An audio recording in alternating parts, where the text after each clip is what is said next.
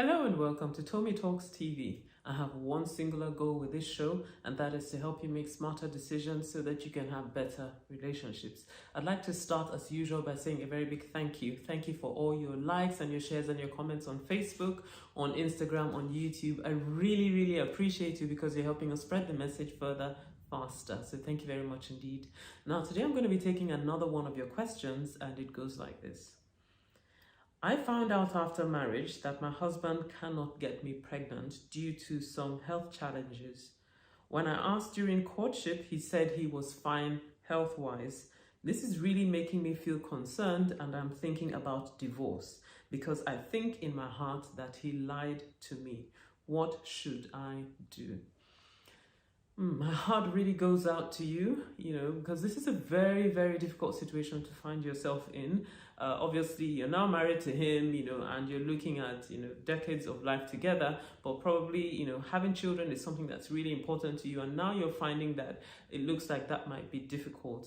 Now, you haven't actually explained what sort of medical condition your husband has. That would sort of have a bit of a bearing on where you go from here. But I will start with the basic foundation, which is this.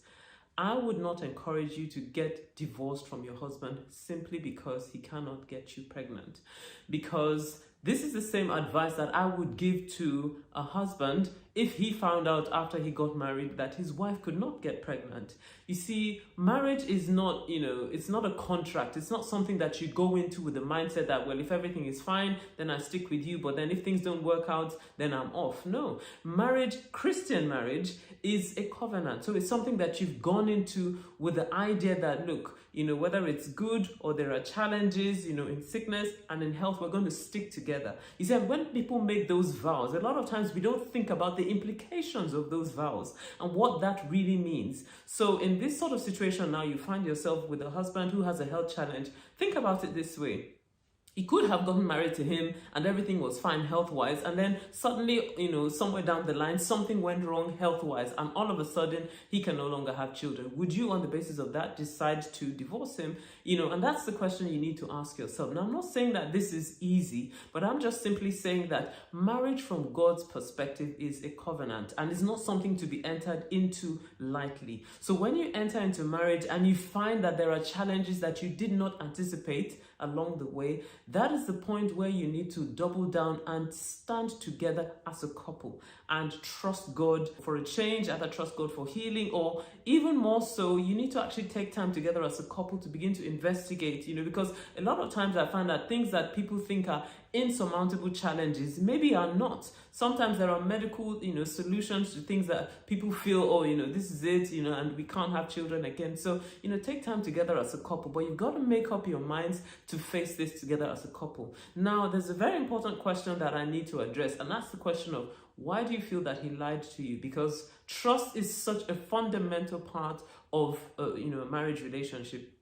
Now, you said that, you asked him and he said that he was fine health-wise. Is there a possibility that he had no idea, for instance, that, he had this health challenge? That's a very strong possibility. You see, so I would say that, don't make an assumption that he knew that there was an issue, because what you said is that you feel like he lied. You're not saying that you know that he lied. So don't base, the destruction of your marriage on an assumption that he knew, but, he deliberately decided to deceive you. But ultimately, I come back to the same point which I started with, which is, if you're married to someone and this is a Christian marriage, you stepped into it, and, when you stepped into it as a covenant, and you've got to uphold your part of the covenant and trust God, for the next few years of your marriage and how things will unfold. Do everything that you can as a couple, investigate together, what the options are medically, but, face this thing together.